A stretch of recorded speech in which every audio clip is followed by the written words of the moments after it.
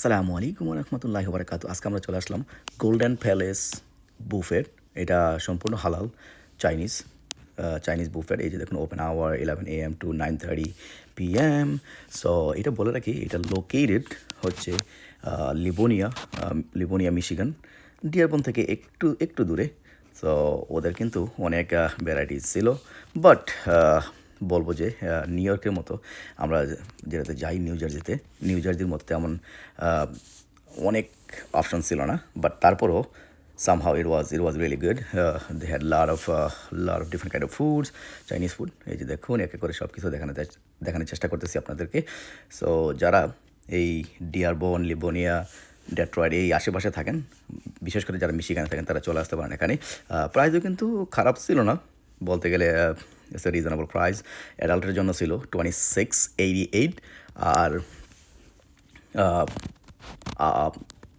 কী বলে 5 থেকে 10 বছর, অর্থাৎ 5 বছর ওপরে ছিল 1488, আর 5 বছরের নিচে যারা ছিল তাদের ছিল 1088। সো এই ছিল প্রাইস, হলিডে প্রাইস, কারণ হলিডে সিজন ছিল ওই সময়। সো হলিডের জন্য প্রাইসটা একটু বেশি ধরেছে। নর্মালি ওরা $25 নিচে হয় অ্যাডাল্টের জন্য। সো যা হোক, অনেক খাবার ছিল, বাচ্চারা অনেক এনজয় করেছে। এই যে দেখুন, সব কিছু আমি এক এক করে দেখানোর চেষ্টা করতেছি আপনাদেরকে।